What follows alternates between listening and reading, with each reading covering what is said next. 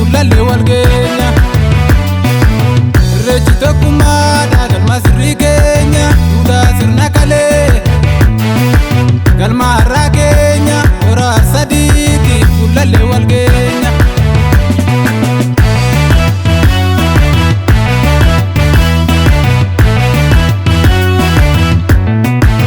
Iddoo sirna gaarii galma aadaa keenya Rabbiin kadhachuudhaaf hundumtuu wal geenya. Rabbiin kadhachuudhaaf hundumtuu wal geenya. Galma mul'ata keenya addunyaaf bubbisa, addunyaaf bubbisa irreechi nageenya. Addunyaaf bubbisa irreechi nageenya.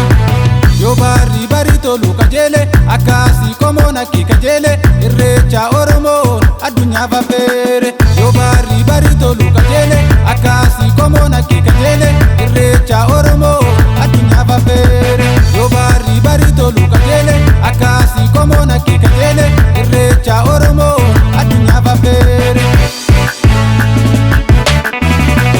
Irreechi tokkummaadha irree waloo keenya achitti cimsina aadaa seenaa keenya. Irreechi tokkummaadha irree waloo keenya mul'istuu gadaati dirree qaroomina. Irreechi jaalalaa namni walii sufa irreechi qaaliidha waggaa waggaan dhufa. Kuunfolee taphatee uffannaan kuulufa kan daadhee gammachuu mucaasaa kaabate inni fuudhaniiti kamichuu kaabate. Gaa'ila qophaa'a gariin kaadhimate akka walitti aanu iddoo wal godhate. Rabbisaa kadhate kan waaqa deeffate kun galateeffate. Rabbisaa kadhate kan waaqa deeffate kun galateeffate.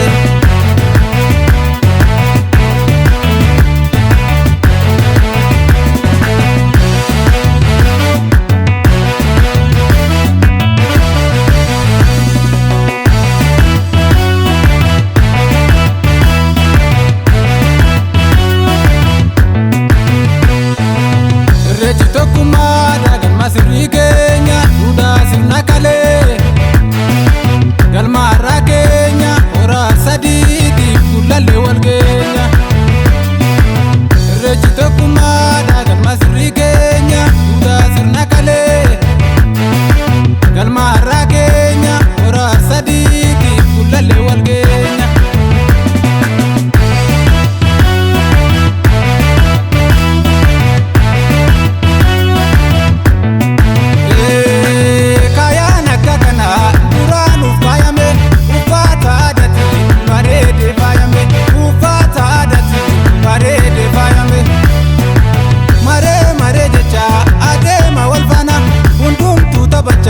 Gammadee garmaama hundumtuu taphacha gammadee garmaama. Oromiyaa Oromummaa boda irreechaa fi gadaa Rabbiitu nu beeka akkam ta'ee bada. Rabbiitu nu beeka akkam ta'ee bada. Yoo barii barii tolu kajeele akkasii qomoon akki kajeele irreecha Oromoon addunyaaf affeere. Yoo barii barii tolu kajeele akkasii qomoon akki kajeele irreecha Oromoon addunyaaf affeere. Yoo barii barii tolu kajeele akkasii qomoon akki kajeele irreecha Oromoon addunyaaf affeere.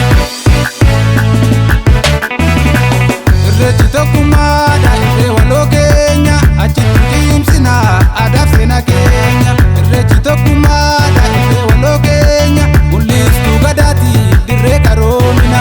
Irreechi jaalalaa